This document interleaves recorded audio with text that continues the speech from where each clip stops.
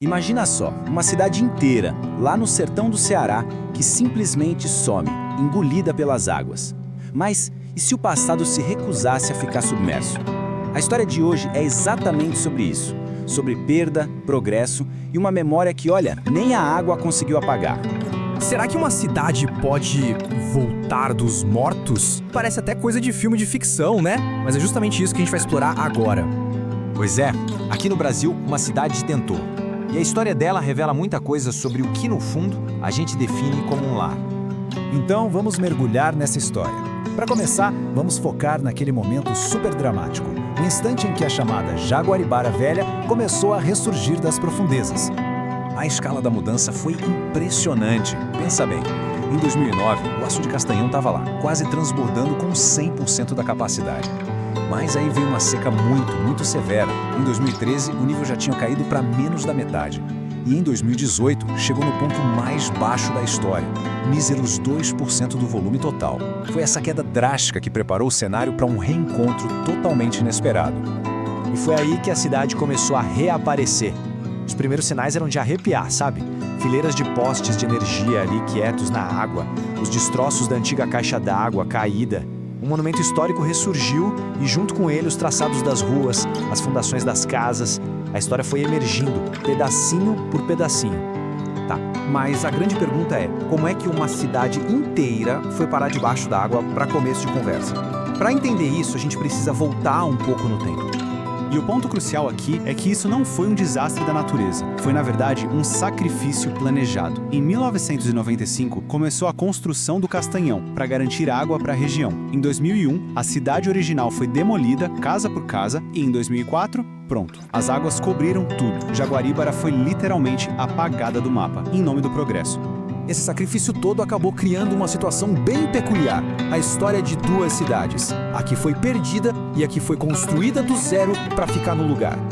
De um lado, tinha Jaguaribara Velha, uma cidade ribeirinha, tradicional, que cresceu com o tempo, sabe, de forma orgânica. Do outro, a nova Jaguaribara, a primeira cidade planejada do Brasil no século XXI. Foi uma mudança radical. Mas a promessa de progresso não se concretizou como esperado. Projetada para 70 mil pessoas, a cidade nova hoje abriga um pouco mais de 10 mil. E para entender o sentimento dos antigos moradores, é preciso conhecer uma palavra muito nossa: saudade. É aquela melancolia profunda por algo ou alguém que a gente ama e que está longe, com aquela sensação de que talvez nunca mais vai voltar. Essa palavra resume perfeitamente a dor e a memória de Jaguaribara Velha. Nas palavras do seu Geso Carneiro de Freitas, um ex-morador que hoje cuida da Casa da Memória para preservar essa história toda, a vontade é de voltar para morar lá. Eu nasci lá, eu me criei e vivi tudo lá. Essa frase, tão simples, captura perfeitamente o sentimento de uma vida inteira deixada para trás. E o mais irônico disso tudo é que foi justamente a seca que trouxe tanta dificuldade para a região que permitiu que essas memórias todas voltassem à tona.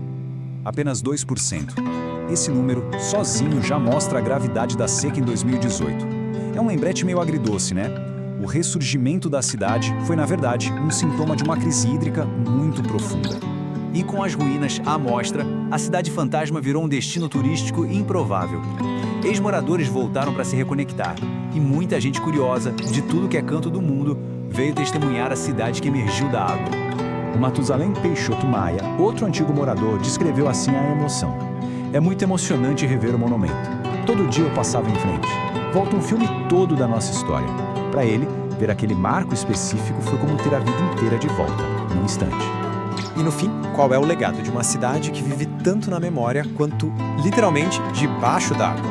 Vamos para a nossa parte final. Para a geração que já nasceu na cidade nova, as ruínas são muito mais do que destroços. Elas são uma conexão física, de verdade, com uma história que essa garotada só conhecia pelos relatos dos mais velhos e pelas aulas na escola.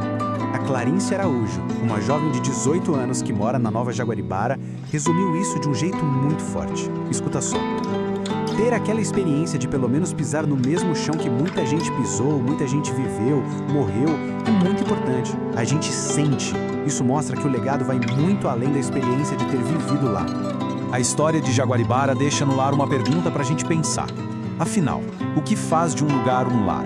São as paredes e as ruas ou são as memórias e as histórias que a gente carrega mesmo depois que tudo desaparece sob as águas?